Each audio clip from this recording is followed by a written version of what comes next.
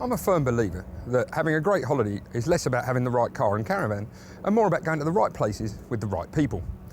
I picked up this £300 Eldest behind us as a basis for some project work and managed to get it back on its feet with a few days and weekends spent with the spanners out. At the same time, I was offered a little Volvo which had failed the MOT and needed a bit of love to get it back on its feet, which it did, and I had a basis of a good caravanning outfit for about 600 quid. All I needed was somewhere to go. At the time, I was reading a book called In Search of Ireland by H.V. Morton, and the passages about the rugged west coast were really evocative and really got me going. And I thought, I need to go there. So I used this outfit as the basis of that trip, and this is how we got on.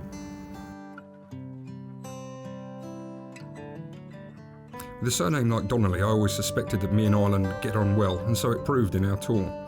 Having crossed the Irish Sea from Holyhead, we took the chance to see the sights of Dublin before making the trek across country to the western coast and the start of our tour.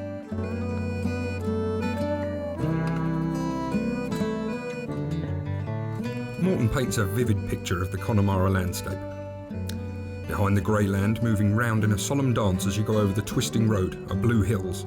Hills blue as the sea at Capri, with the biggest and the most golden clouds on earth like halos over their heads.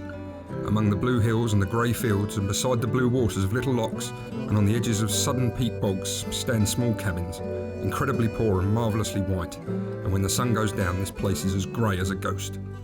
Connemara. The roads here aren't always fast, so don't try to cover too large a distance in one go. But as soon as you leave behind the most popular tourist areas, you'll begin to discover the real island. The Connemara National Park itself is staggering in its scale and its beauty, but it isn't hard to see why this part of the country is so sparsely populated. The countryside is deeply inhospitable, with boggy ground and craggy rocks, making life hard for farmers. But it's a dream for visitors with a penchant for landscape photography, framed by the brooding mountain ranges of the Frilly Coast in the west and Loch Corrib in the east. It's a bit like the Lake District, but without the tourists. Everywhere you stop for a picnic affords spectacular views over the landscape. If you haven't travelled to Ireland before, you'll find it feels more like a foreign country than you might expect, what with its euros, kilometres and Gaelic signposting. And you'll have to get used to the bumpy roads too, which aren't kind to caravans.